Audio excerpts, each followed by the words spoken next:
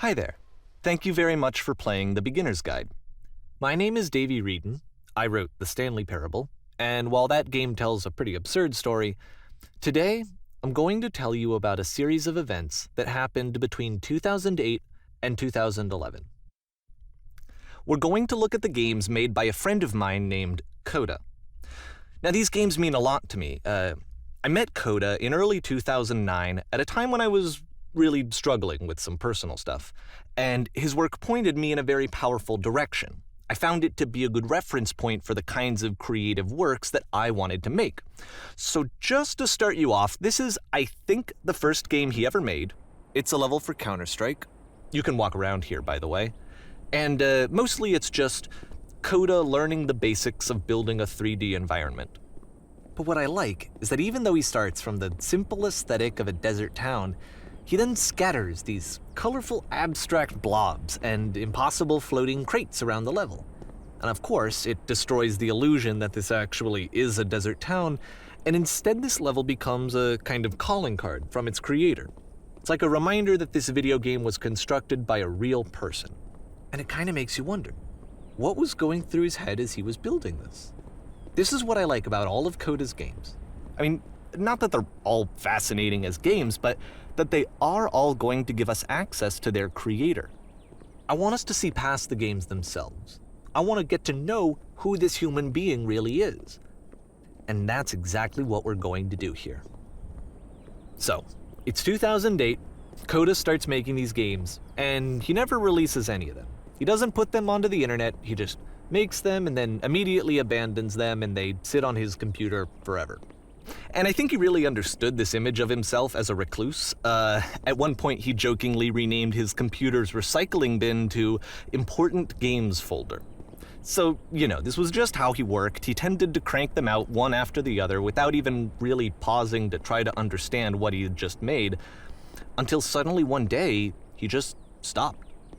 In 2011, that was it. He made his last game, and then he hasn't made another one since. And that's why I've taken this opportunity to gather all of his work together, is because I find his games powerful and interesting, and I'd like this collection to reach him, to maybe encourage him to start creating again. And if the people like you who play this also happen to find his work interesting, then I'm sure it'll just send that much stronger of a message of encouragement to Coda. So thanks for joining me on this. If you have a particular interpretation that I haven't mentioned here, or if you just need to get in touch, you can email me at daveywreden@gmail.com.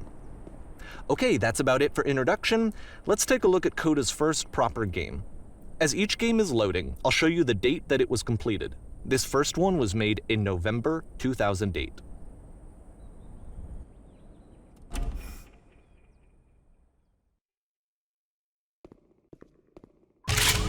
Warning. Whisper machine active. Shift destruction imminent. This game is called Escape from Whisper, and it's one of the more generic games you'll see from Coda.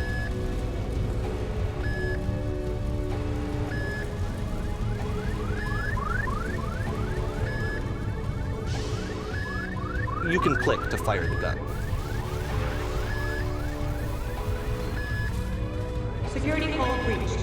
Hostile alien life form inbound. It kinda looks like this game was abandoned mid-development.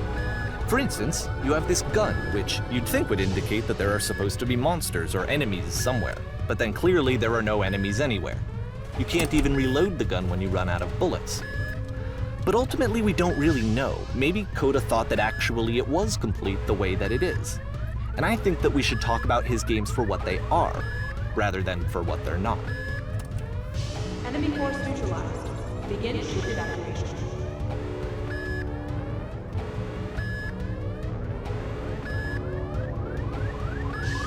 I love how you can see the bottom of the universe from this room.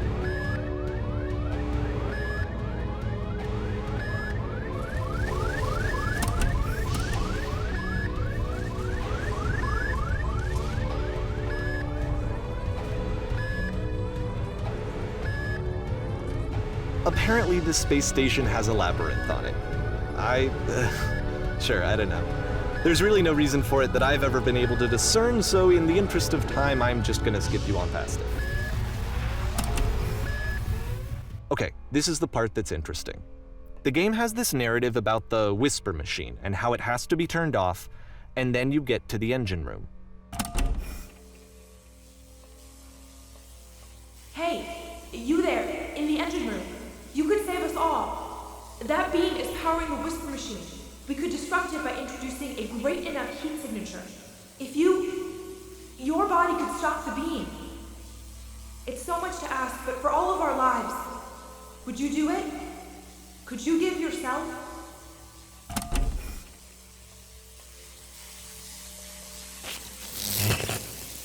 Let me pause here for a second. What you just experienced, stepping into the beam and then dying, is probably what Coda had initially intended when he was developing this level. But when he first compiles and plays it, something goes wrong. There's a bug somewhere, and this is what happens instead.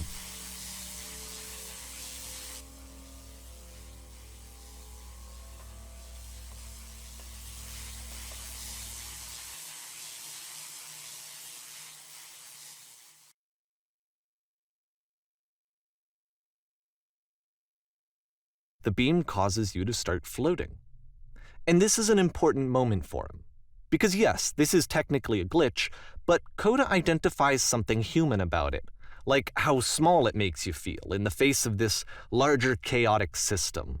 Or this floating could be the afterlife, a peaceful place, juxtaposed against all of the hysteria that you've just had to traverse.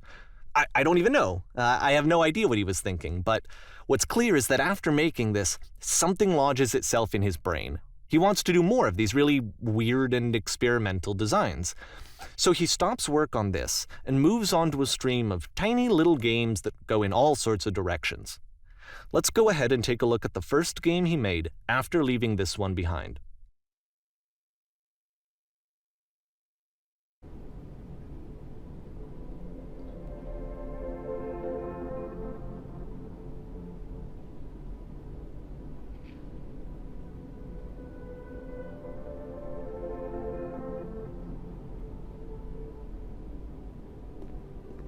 Yep, in this game you can only walk backwards.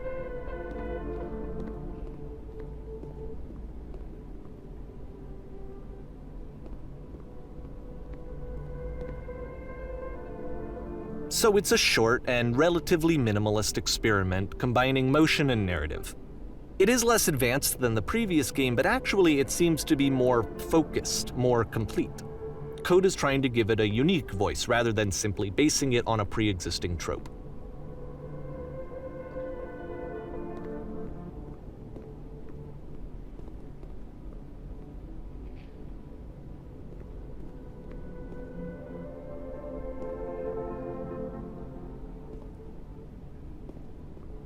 It's a short little thought, it says what it wants to say, and then it ends. Didn't need anything more than that. Which to me is why it works, because it gets out quick. Okay, next one.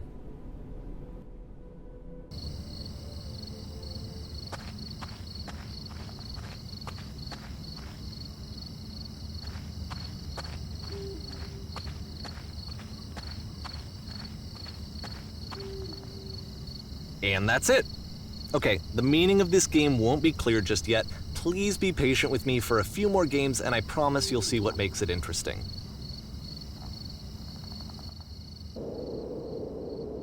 Oftentimes, Coda would put bizarre titles like this one at the start of his games. I wish I'd known him at the time that he was making these early games. He would really only talk to me about his work as he was making it. Once he stopped work on a game, that was it. It was dead to him. And I don't agree with that at all, but what are you gonna do?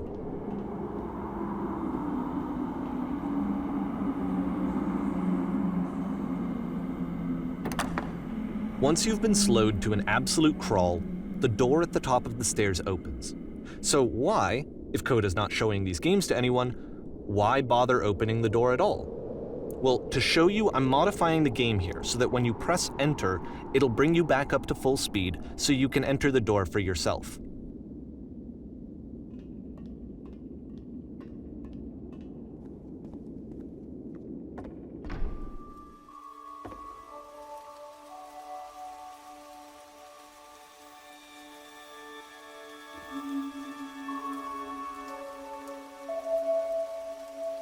A room that's warm and nice and filled with little ideas for games.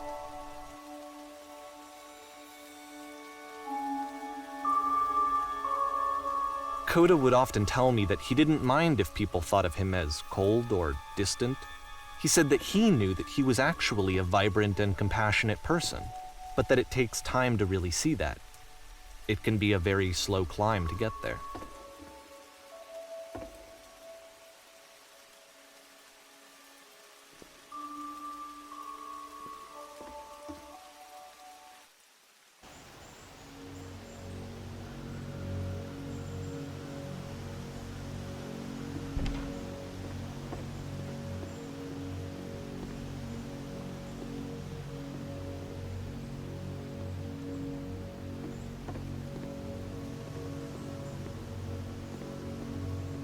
Well, this is new for Coda. It's an actual puzzle. Go ahead and see if you can solve it.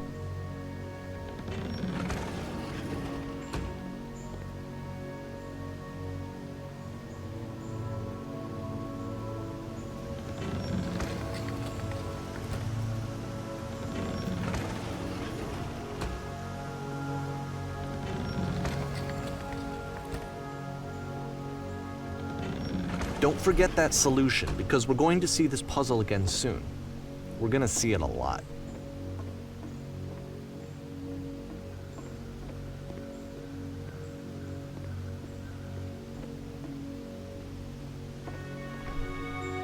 So that seems to be it, right? You walk down a corridor, you solve the puzzle, you get to the end. Simple enough. All right, now I'm going to modify the game again so that when you press enter, it'll remove all of the walls from this room.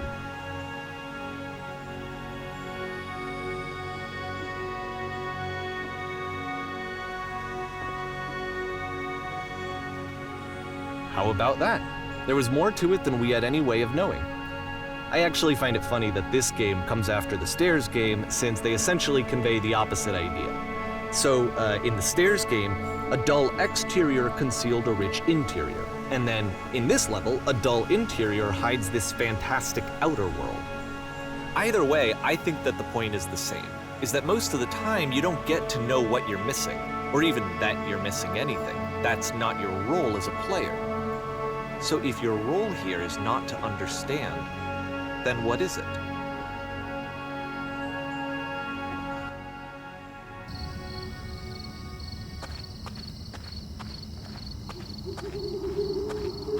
Aha! So this, combined with the entering game from earlier, tells us that Coda believes his games are connected somehow. It could even be that the stairs game and the puzzle game are literally connected in between this and the entering game.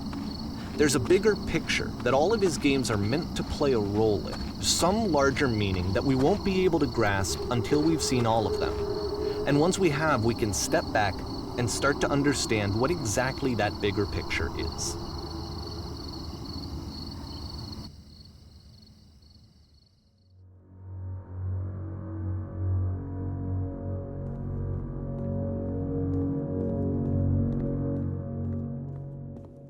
Let's talk about video game development for a second. Every video game runs on what's called an engine, which determines what the game can and cannot do. So in other words, the engine is a set of tools for game development. To make all of these games, Coda is using an engine called Source. Like all engines, Source has certain things that it does well, and it has certain things that it does poorly. One of the things that it does very well is boxy linear corridors. That's why so many of Coda's games are set in these large, flat, empty rooms, is just because he's working with what the engine does well. The tools available to the creator shape what kinds of creative work they're going to end up making. You might consider paying attention to the architecture in Coda's games to notice how they seem to stem from an engine that's very good at producing linear, boxy corridors.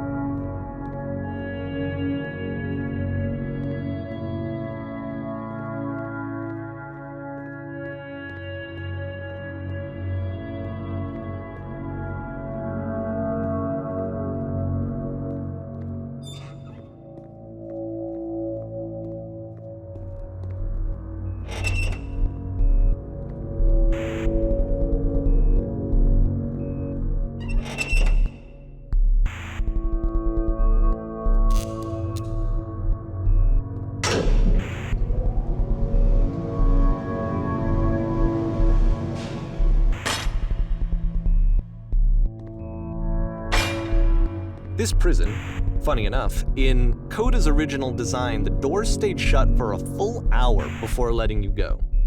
If you don't mind, I think we're gonna skip that. This is something that he and I used to argue about a lot. You know, whether a game ought to actually be playable, whether it means anything if no one can get through it.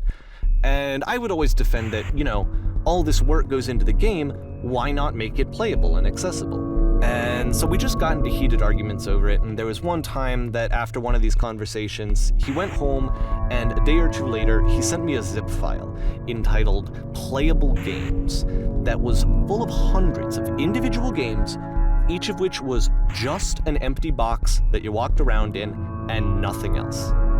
Believe me, I played every single one of those just to find out if there was like a gag hidden somewhere. There wasn't.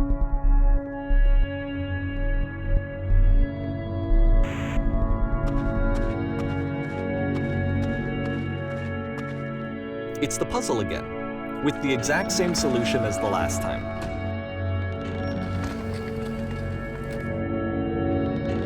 There's still no clear indication of what makes this puzzle so special that Coda is going to return to it over and over. But I promise I'll share with you my interpretation very shortly.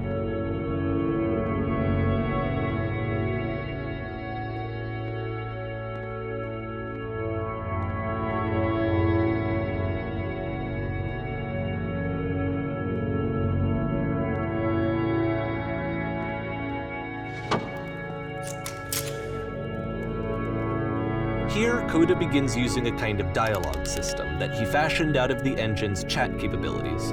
Use the 1, 2, 3 buttons on your keyboard to respond.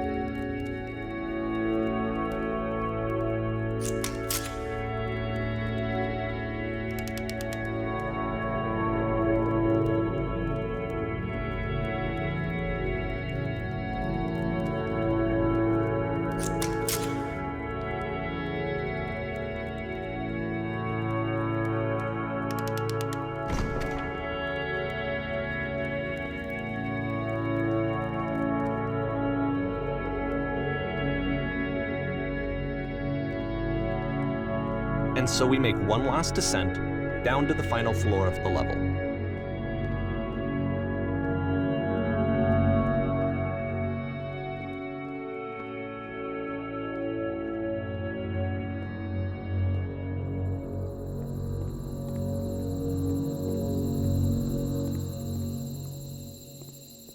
It's a lamppost.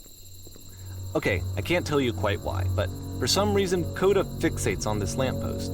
It's going to appear at the end of every single one of his games from here on out. I'll tell you what I think. I think that up to this point, he's been making really strange and abstract games with no clear purpose, and maybe you can only float around in that headspace for so long. Because now he wants something to hold on to. He wants a reference point. He wants the work to be leading to something. He wants a destination, which is what this lamppost is. It's a destination. We're going to see it in the work as well. His games are just going to become a lot more cohesive, a lot more fully developed, with more of a clear idea behind them. And as we go, that idea will get clearer and clearer and clearer.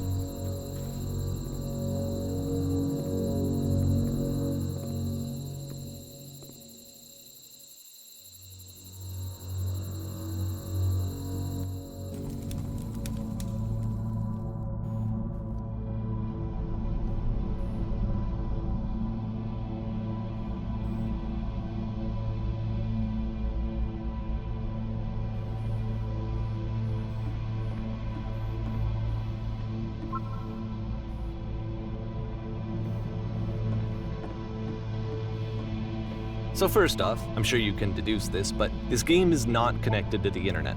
All of the notes that you're going to see have been written by Coda. This was actually the first game of his that I ever played. This was shortly after I met him at a weekend game jam in Sacramento, where I grew up. I saw him working on this very level, and it was just so different from anything that anyone else was doing. So right away I was like, I have to be friends with this person. In retrospect, I think I was probably a bit too pushy, trying to get his attention. I was over-enthusiastic. But he was very gracious about it and very patient with me. And I cooled off eventually. Oh, feel free to skip over any of these notes if they're not doing anything for you. Nothing extra is going to happen if you read all of them. Either way, to me they convey a sense of loneliness. I see this person who's filled with thoughts and feelings and beliefs and has no way to express them except as scattered and unheard voices in a game that wasn't meant to be played.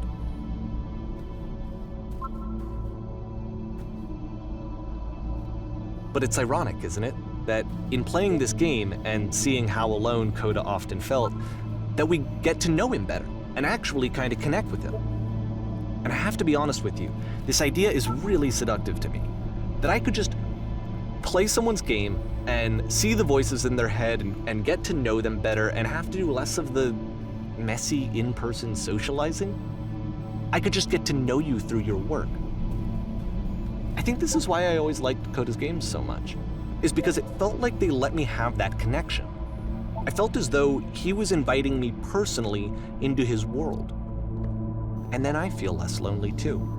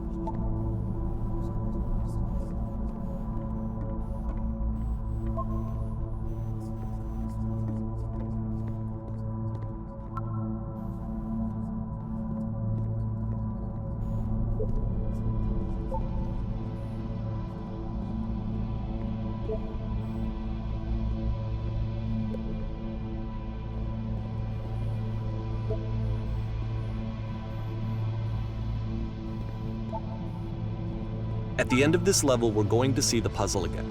And here, I'll tell you what I think the puzzle means. Each of these games represents an idea that was on Coda's mind at the time that he was making it. And the puzzle is a way of closing the door on a previous chapter of his life before moving on to the next one.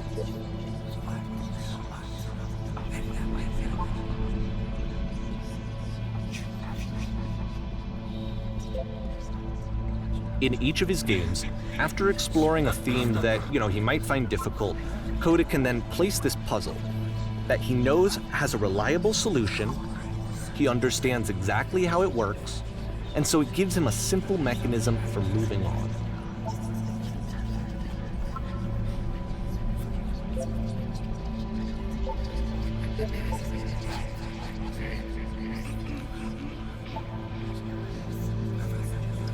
And because there's this dark area between the doors, a space between spaces, before you move on, you get to pause. Just for a moment, a few seconds to reflect on and let go of the events that led you here. To step back and connect the pieces together. To grasp at that elusive bigger picture.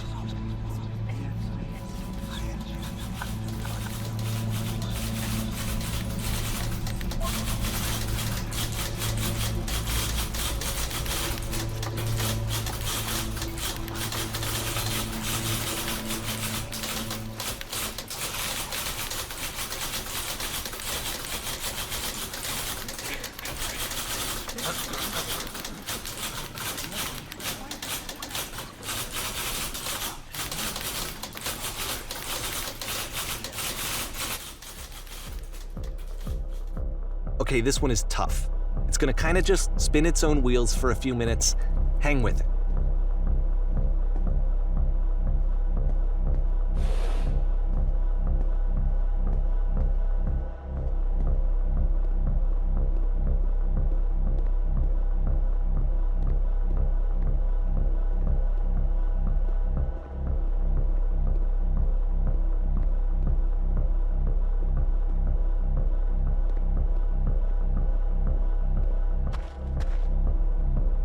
See, this is it, the whole game, and there's nothing that's particularly interesting about it. You just walk to the end of a hallway. Except, for some reason, Coda gets really fixated on this prison that has all of this modern furniture. And I don't know why, but he decides he needs to revisit this prison. He's gonna start over, use the same assets, turn it into something else. Okay, cool, here's version 2.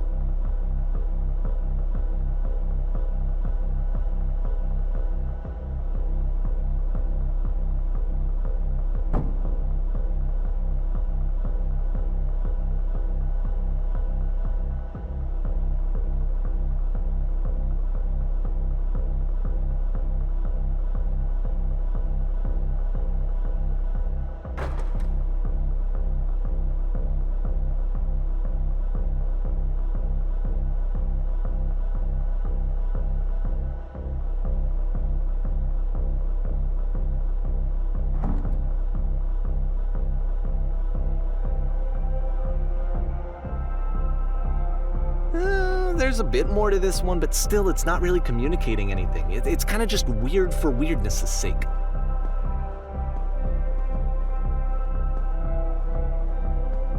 So okay, he throws it out and starts over. This time he comes at the prison idea from a different direction.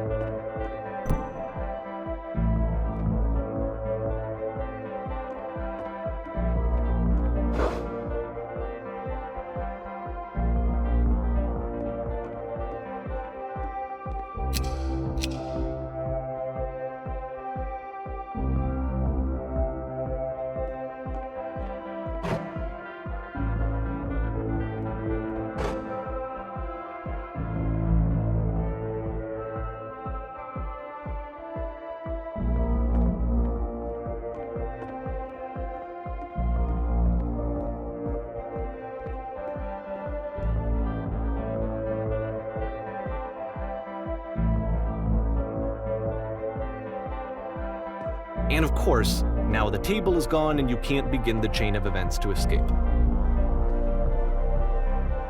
Here's a version where there are no bars, but you can't actually get to the well.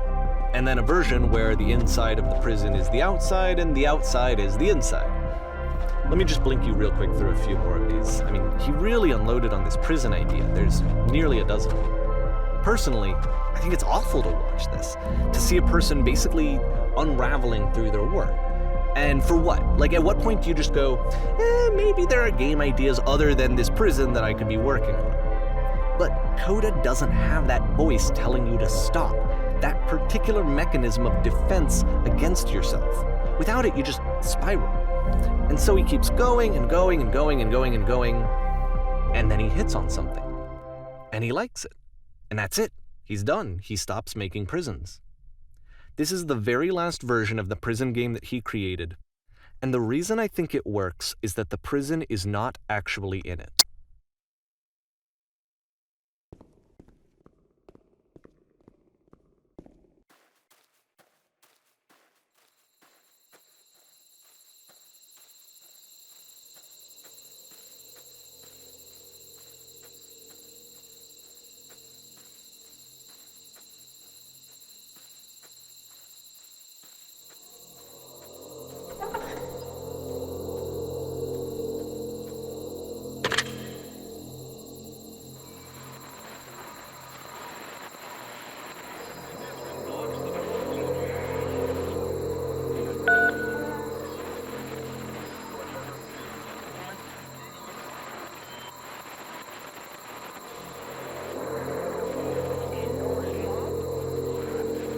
It's a conversation. And so this is what Coda wants, is to be able to talk to someone, to share what's on his mind, and to get some good advice from someone who knows. But the irony is that even in this scenario, you're still talking to yourself. You know, all of these games so far are Coda talking to himself.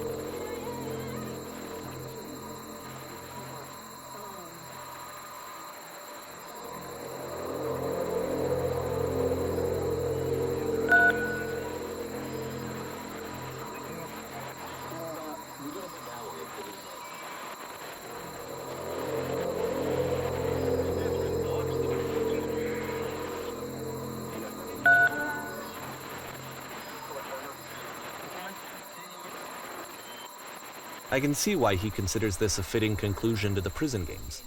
After all of the obsession and frustration, just to be told by someone you can trust that things are going to be okay.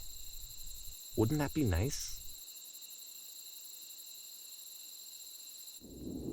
So what would it look like if Coda wanted to make a game about talking to someone other than himself?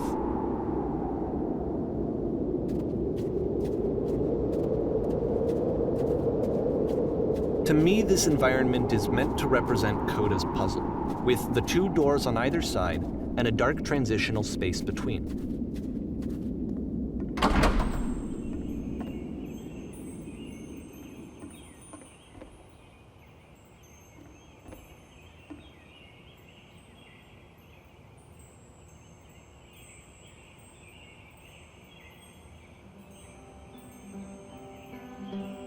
You'll notice that the quality of the art is a step up from previous games, including this new and improved chat system, which he started using from this point on. From here on out, he begins putting much more effort into the visual polish of his work, and this particular game took 2 months to create as a result.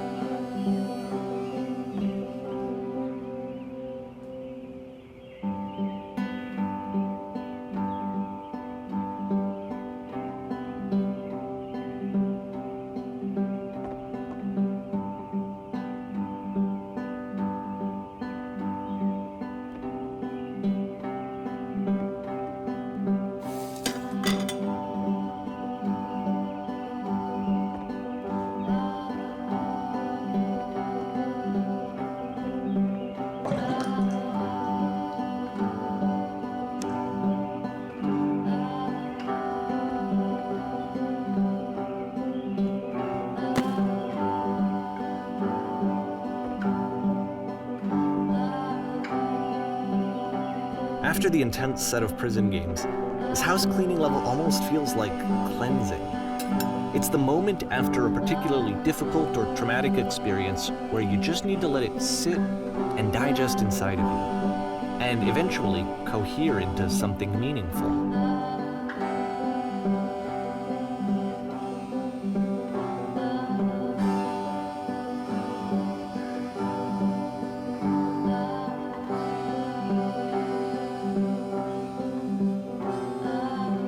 I know that Coda really liked this game. Of all of his work, actually, this was the only one that he called me up to ask me to come over and look at it.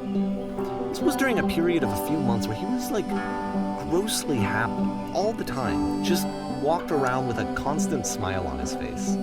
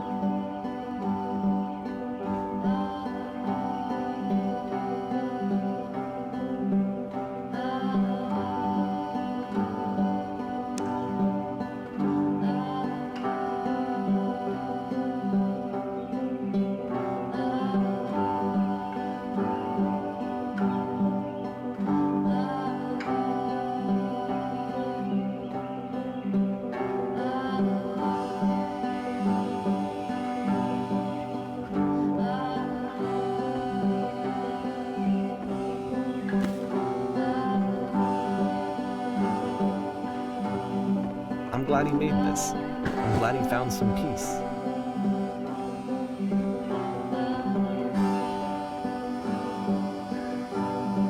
But, of course, it can't last. The music stops, your companion is gone, it's time to leave. The door at the top of the hill is now open as well. Again, you can't stay in the dark space for too long. You just can't. You have to keep moving. It's how you stay alive.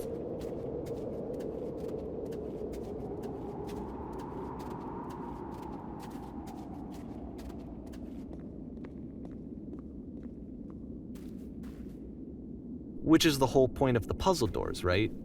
That sooner or later you have to pick up and move. I really thought that was the point of it.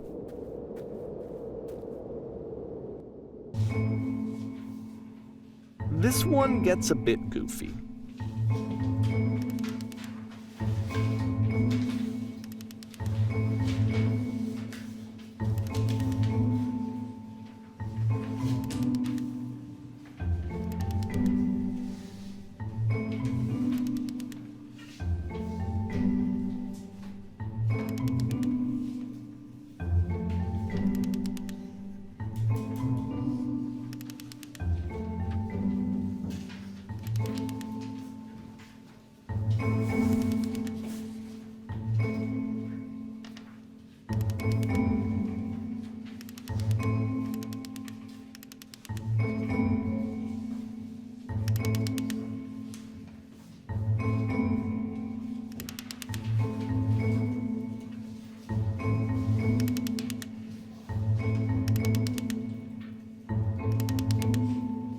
About halfway through the game, the perspective shifts,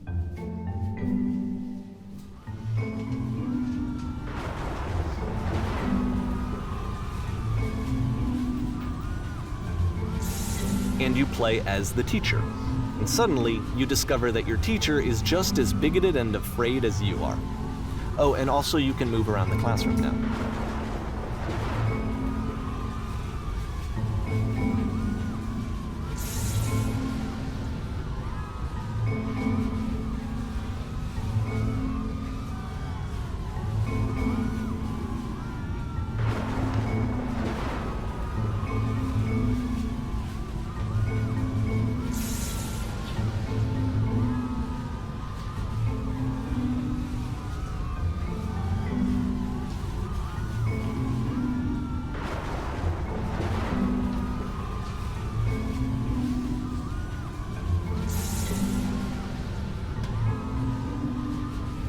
I fell pretty hard for this one. I feel like it's one of the most relatable experiences that you can have. To assume that some other person is perfect and totally fulfilled in every way, and completely miss all of the little flaws that make them painfully human. I think about this game a lot these days.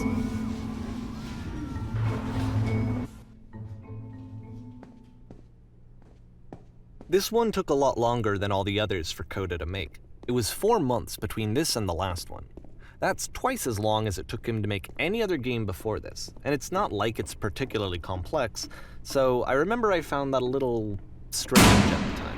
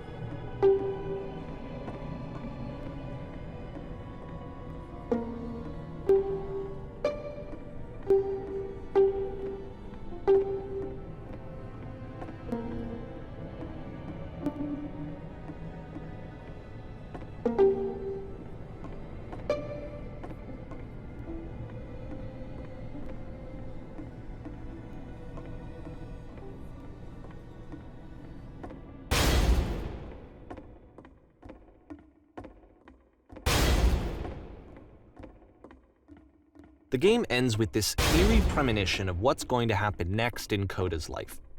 The solution to social anxiety, to fears of having to perform and having to chase success, the answer for Coda is to withdraw, to hide himself away.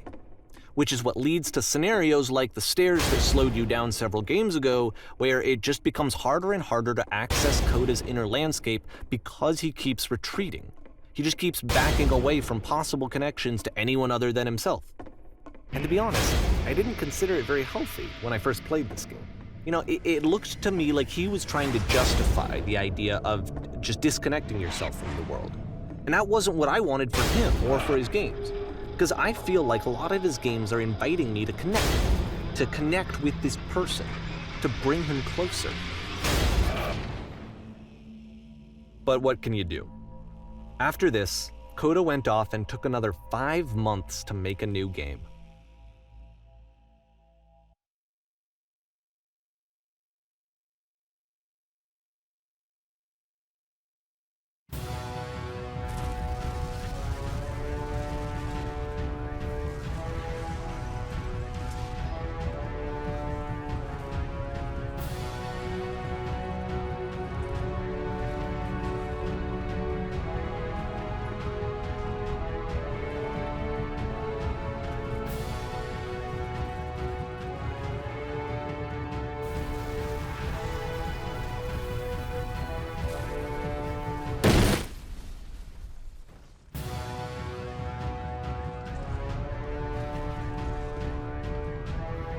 You should probably open your eyes if you haven't already. It's pretty much impossible to solve otherwise. And there is a solution, by the way.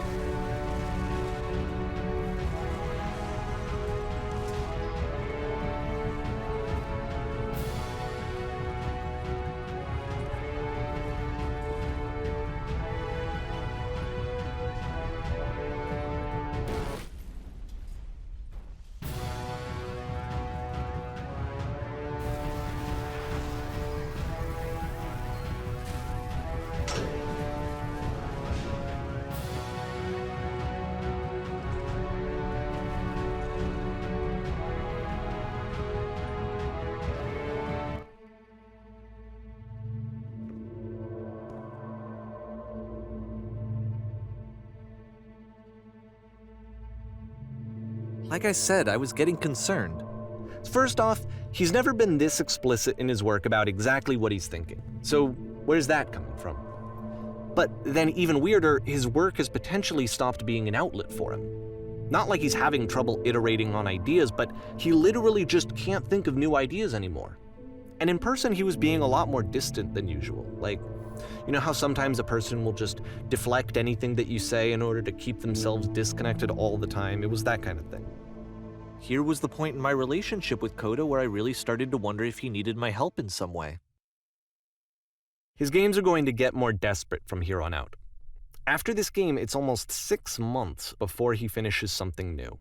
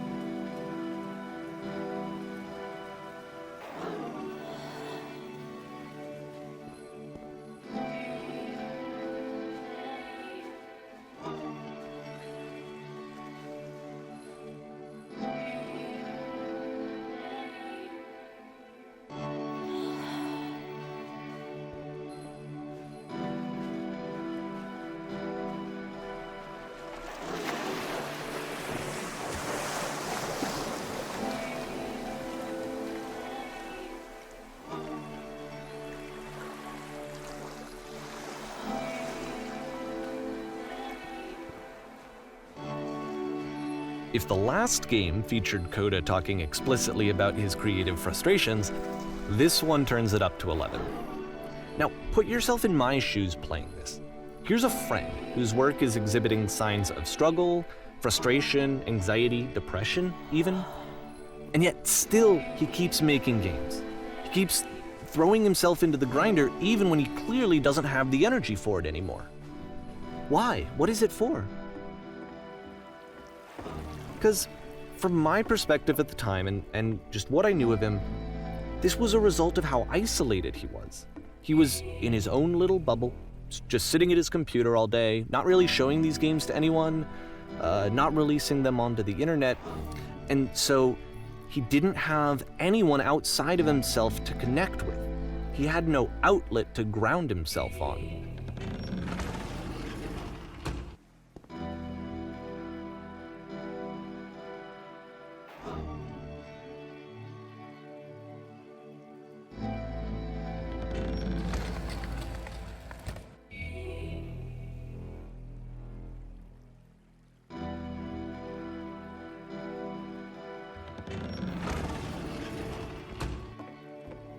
You can't talk yourself out of loneliness.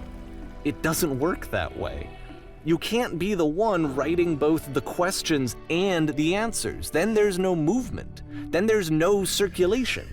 If all of your anxieties are being channeled into your work, then if the work ever fails, you have no backup and you're just going to crash.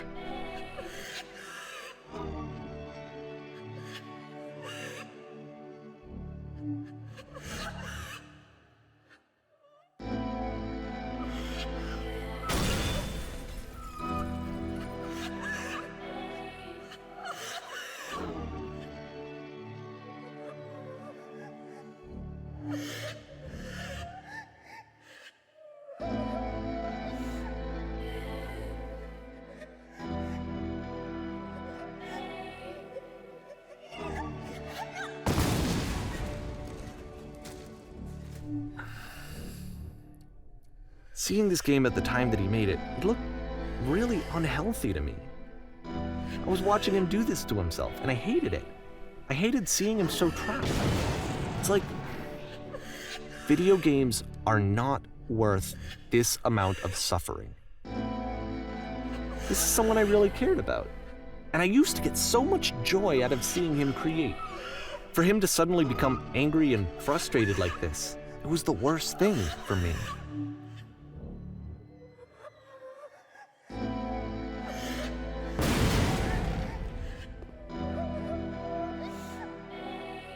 I don't know.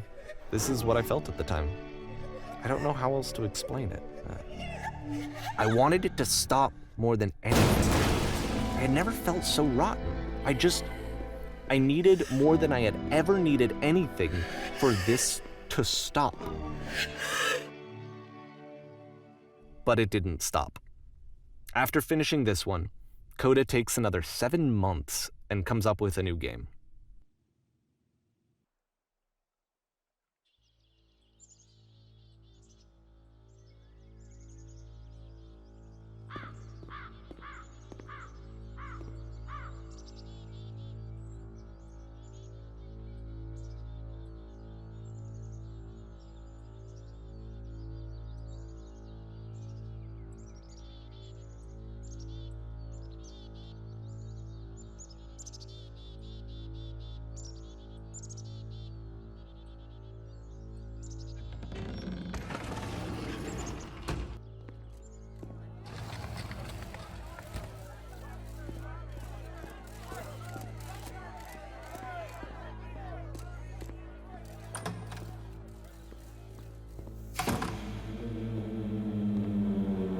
And of course, it's the machine.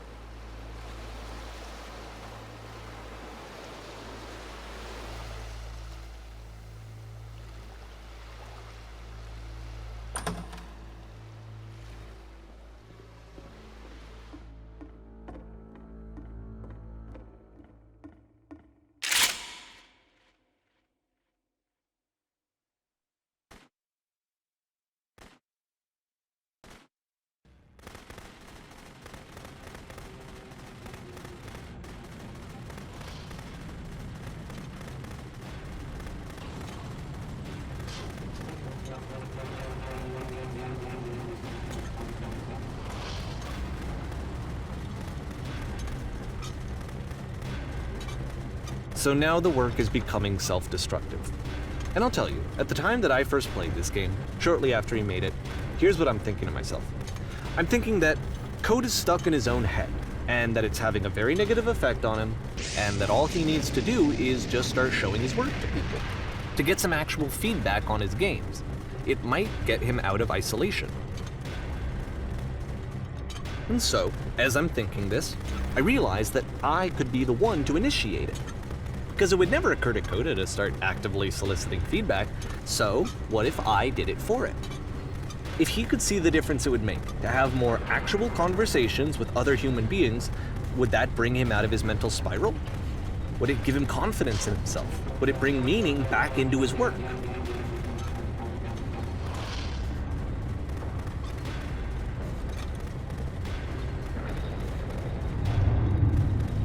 So I started showing Coda's work to people. I took this one, and the islands which you just played, the theater, the notes, the house cleaning game, and some of the prison escape games.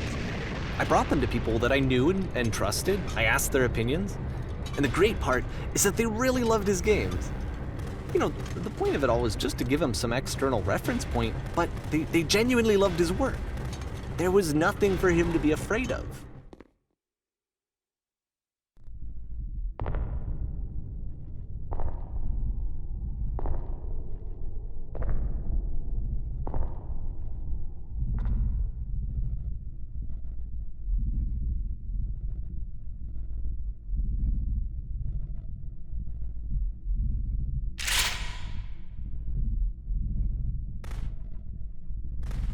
Can you see why I felt like this was the right thing to do? Because it's the thing that I always feel like I need, to be told that my work is good, that I am good. When someone really connects with a thing that I've made, when they see themselves purely in my work, there's nothing that feels better. And I got to give that very same feeling to my friend.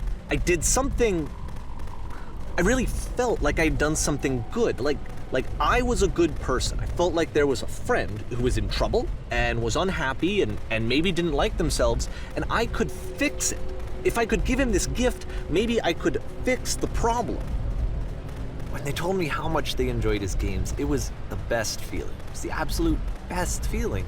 It made me feel so happy, so beautifully, beautifully happy.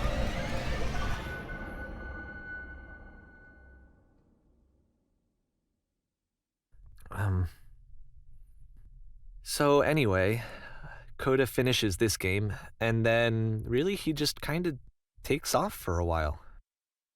So this is June of 2011, and I didn't hear anything from him for several weeks, I guess. And so out of nowhere, one day I get an email, and it's got a private link to a new game of Coda's. This one is called The Tower, and to my knowledge, it's the last game that Coda ever made. So let's take a look.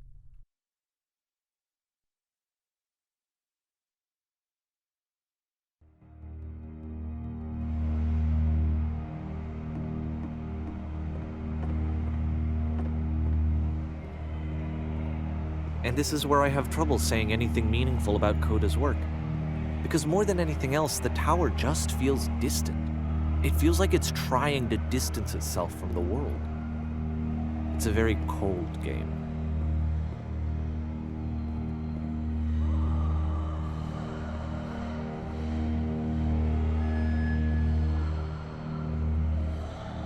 This room actually has a maze in it.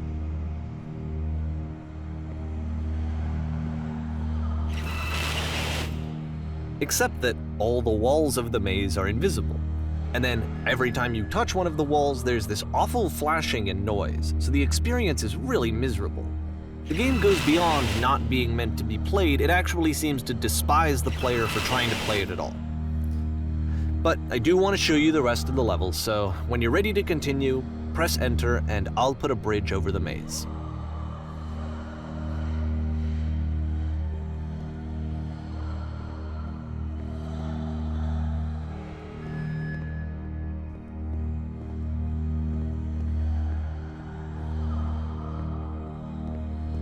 And to be fair, it's not like this is the first game that's needed some modification to be playable. Like the house cleaning game. That one used to actually loop the cleaning chores and you just cleaned a house forever. I had to cut it off so that you could exit the house and the game would actually end. But that game had an idea that it was actually trying to communicate. What's the deeper idea behind the invisible maze? The only way past this challenge is to randomly guess the 6-digit code. Like the invisible maze, it's frustrating to me because it's the opposite of everything else that Coda has made. It doesn't encourage thought or engagement. It doesn't ask anything of me except a lot of my time. If I could have reached him during this time, then maybe I could have asked him, but I couldn't. I still don't really understand why this is here. I'll put the code on the ground for you here, though, so that we can move on.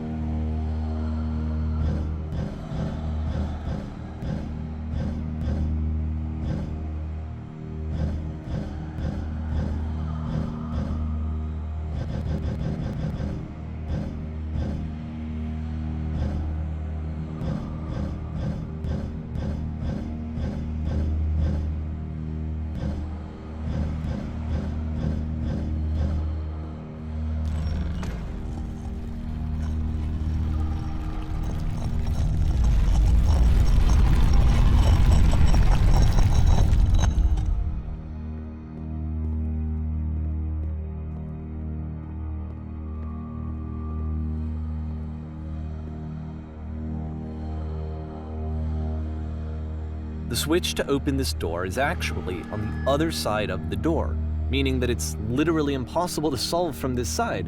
So even if you somehow brute forced your way through the first 2 challenges and you got to this point, there's actually just no way to progress. And it's scary for me, the idea of Coda cutting himself off entirely, just saying, that's it, that's the end of the conversation, not giving me any way to fix the problem. I feel like a failure, I guess, when I can't fix the problem. But I can open this door for you, so let me do that. Was I a failure for not understanding this game? I don't know why I would be. It's not like everything needs to have a solution, but I feel it somehow. I feel like I failed, and I don't understand why. I remember, it's June of 2011. I'm playing this for the very first time. And as I'm playing, I'm thinking to myself, I don't know this person. I have no idea who this person is. It wasn't the guy I knew, it wasn't my friend. I had come to so many conclusions from looking at all of his work up to this point, and then suddenly none of them... I had been trying to, though. That was the thing. For years I was trying to get to know him, to understand who he actually was and what he stood for. I asked him so many times to please just tell me what his games mean to him. I asked him please to tell me what the 3 dots mean. And he wouldn't.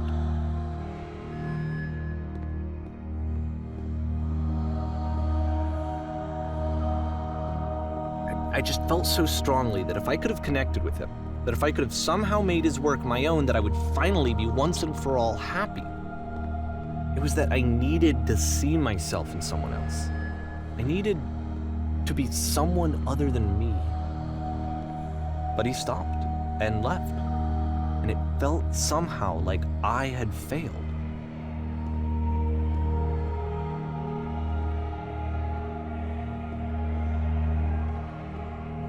Where did I screw up?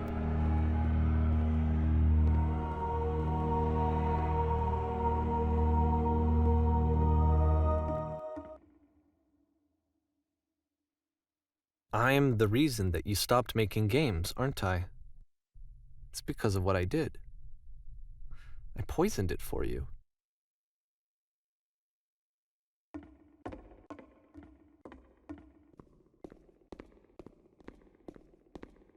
I don't think I ever told you this, but when I took your work and I was showing it to people, it actually felt...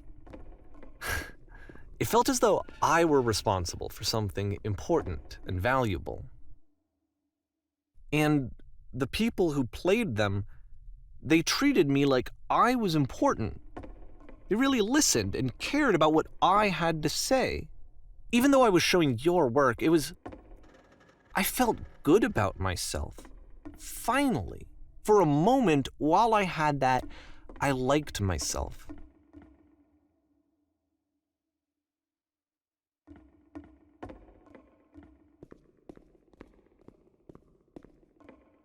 And then you stopped, and I didn't have anything left to show people.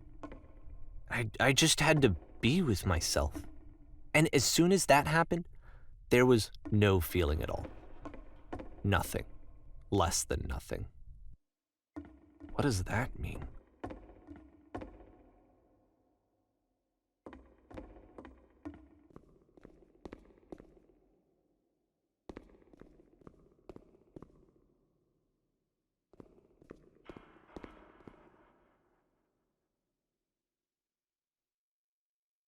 I'm afraid that I did something really stupid because I don't like myself.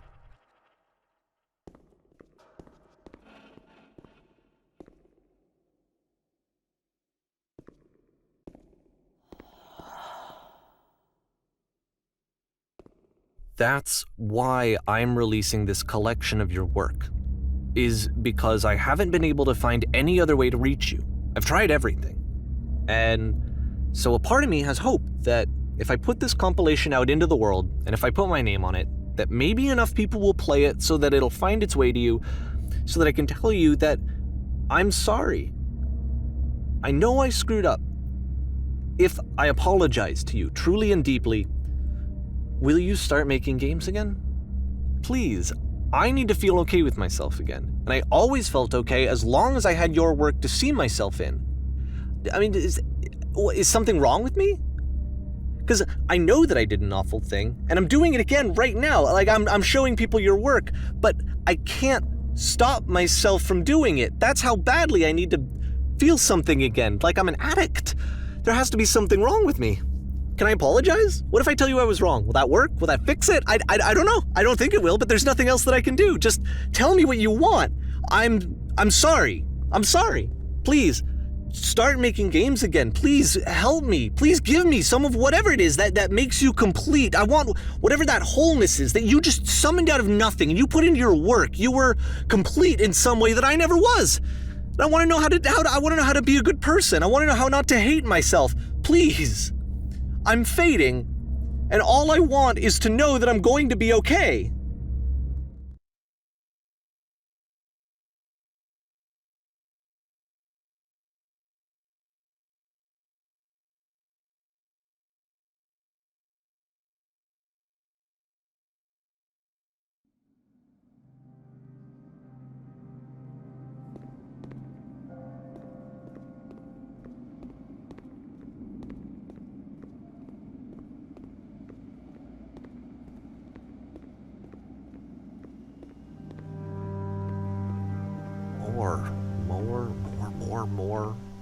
More love, more praise, more people telling me that I'm good. Always more. It's like a disease. Solution.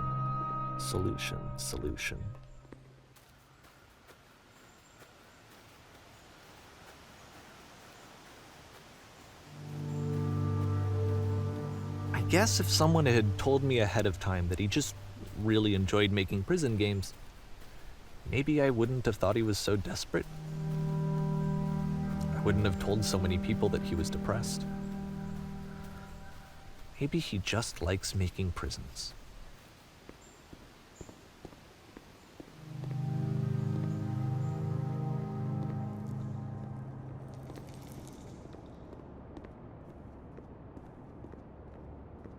Even now, the disease is telling me to stop.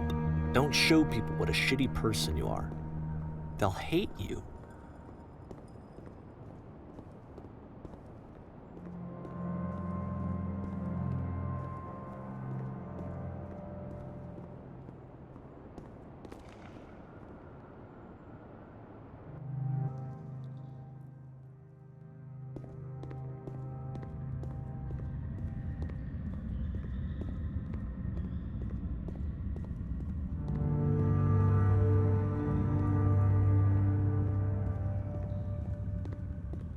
If I knew that my life depended on finding something to be driven by other than validation, what would that even be?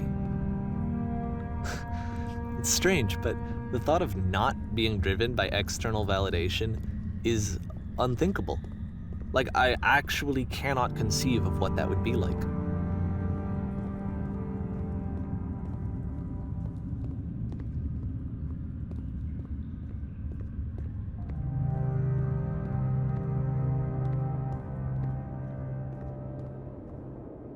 What now?